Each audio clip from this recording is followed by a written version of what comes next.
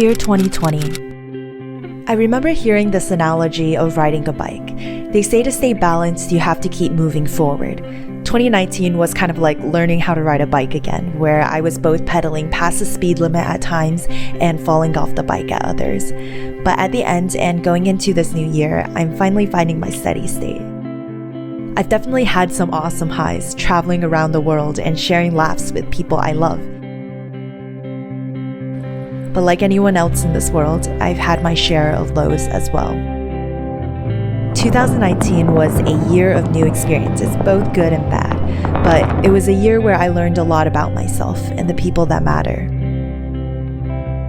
I was really burnt out at the start of 2019 after going through one of the most hectic semesters of college, and I literally just wanted to be a potato. I remember feeling lost and disconnected, and I also hadn't chosen a major yet. I had no idea what I was doing with my life.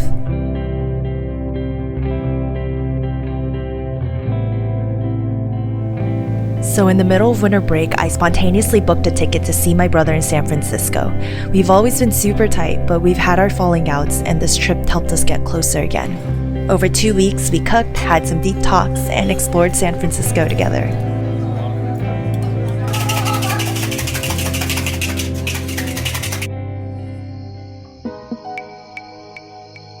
Afterwards, I headed south to LA with my best friends, which was one of the best trips I've ever taken. I honestly am so grateful that I've been able to meet so many amazing people in college and surround myself with friends who love and support my silly ass self.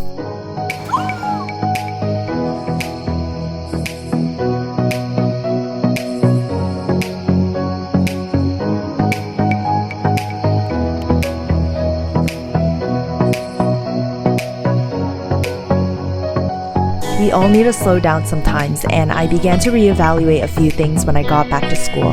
I took a semester off from my sorority, dropped some clubs, and focused my energy on the relationships in my life.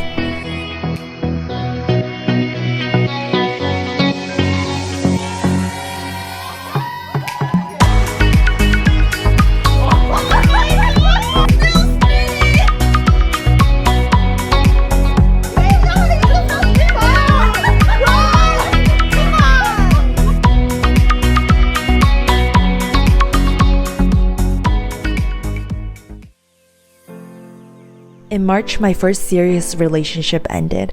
It was long distance, and I hit my lowest point that year. I went to Miami over spring break, hoping it would take my mind off things. I won't forget the late night talks on the lifeguard towers or going to Ultra and sadly having to walk an entire bridge back at 2 a.m.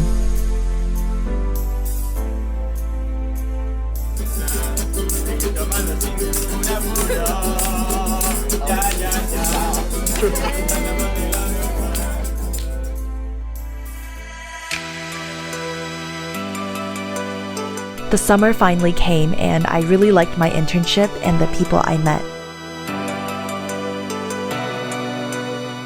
Hi, this is my roomie. We just went to the Bumble stand at Smorgasburg. Yay, we got a lot of free stuff.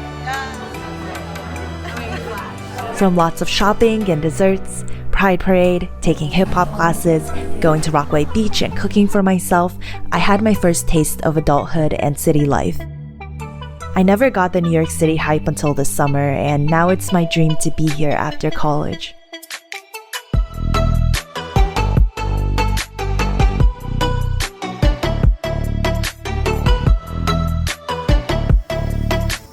At the end of break, I got to spend 10 days with my best friend in Vietnam, and I got my first tattoo within 24 hours of landing.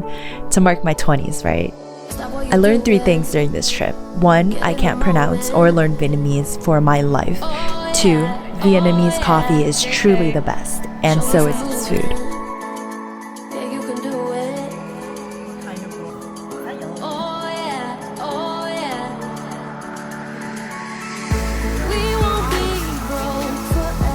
Three, I'm officially a grandma, and I am not cut out for Vietnam's party scene.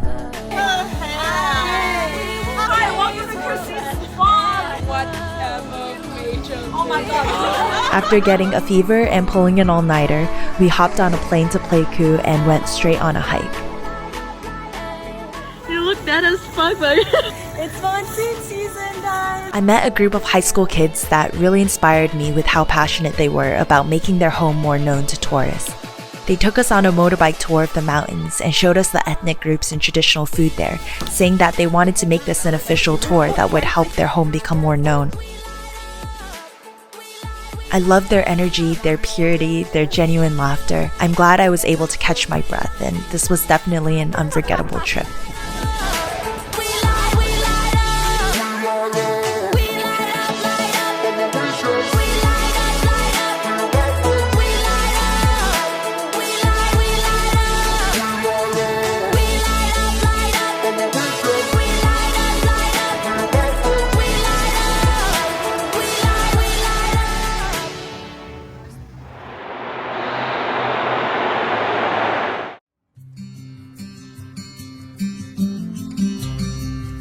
Junior year had a rocky start with job recruitment and some things that happened in my personal life.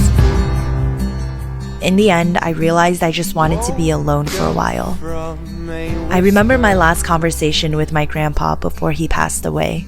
He told me to never depend on a guy and to always stand on my own 2 feet. But despite some rough patches, junior fall was actually my favorite semester of college. Filled the rooms upstairs. Our Ford was warm before we drove. She walked out with the floral blouse. Back then, everyone was near.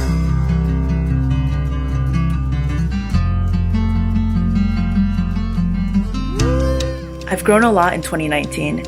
I kept working hard despite uncertainty, and I learned how to listen to my own needs and slow down to appreciate life more. I want to remind myself that every day is a blessing.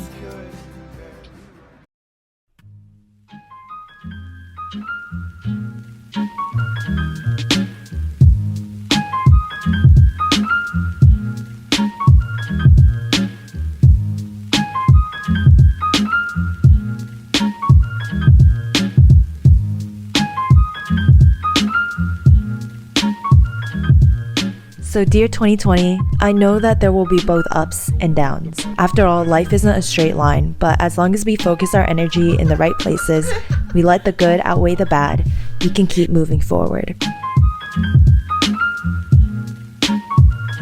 It's weird because 2020 is both a beginning and an end. I'm saying goodbye to my family and my friends for a few months to go abroad.